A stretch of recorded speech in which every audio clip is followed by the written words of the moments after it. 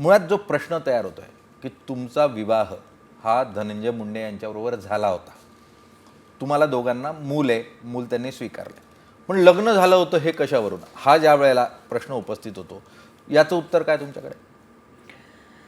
जसे हिंदू रीतिरिवाजामध्ये देवासमोर आपण अग्नीला साक्षी ठेवून आपण लग्न करताय.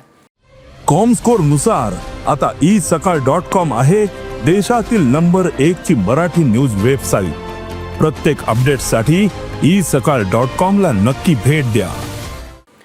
आणि जसे त्यांनी माझ्यासोबत लग्न केलेलं आहे तसंच राजश्री सोबत जे त्यांची दुसरी बायको आहे त्यांच्यासोबत लग्न केलेलं आहे. तिच्याकडे काहीही लीगल डॉक्युमेंट नाही. आणि जरी माझ्याकडे मागणी केली लीगल डॉक्युमेंटची, तो माझ्याकडे जॉईंट अकाउंट आहे HDFC बँकमध्ये. माझे मुलाबाळांच्या जे जन्म प्रमाणपत्र आहे त्याच्यावरती धनंजय मुंडे त्यांचे पिताचे नाव आहे. माझे पासपोर्ट सगळे एफिडेविट सगळे आधार कार्ड पॅन कार्ड सगळेवरती आज गेले काही वर्षापासून आम्हाला दोघांना सोबत 27 वर्ष झालेले आहे. आता 28 वर्ष आहे. 27 वर्ष आम्ही सोबत असताना त्यांना कधीही प्रॉब्लेम आली नाही की माझं नाव त्यांचे पेपरवरती कसे गेला. मुलाबाळांच्या जे बर्थ सर्टिफिकेट आहे त्याच्यावरती केस गेला.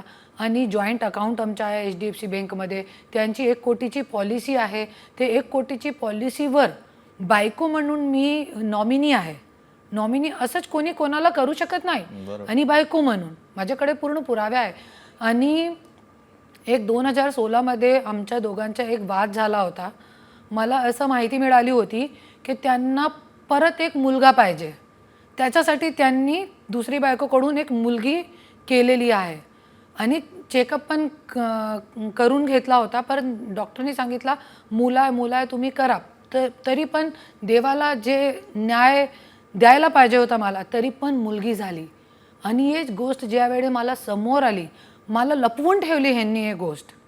आणि ज्यावेळी माझ्यासमोर आली हे गोष्ट, त्यावेळी मी सांगितलं की तुम्ही माझ्यासोबत छळ केलेला आहे, पण पुढे माझ्या मुलासोबत छळ होऊ नये त्याच्यासाठी तुम्ही फक्त एक वसियत करा. आणि त्याच्यावरती तुम्ही फक्त आम्हाला एक श्युरिटी द्या की तुमचे कितीही मुलाबाळं कधी झाले, पण माझे मुलाला तुमची जे अंत्यविधी असते त्या अग्नीला चिता देण्याचा जे हक्क असताय ते माझ्या मुलाला हवायला पाहिजे. फक्त मला तुम्ही इतकी वसियत करून द्या, आम्हाला तुमचे पैशाचे काय लेणं घेणं नाही.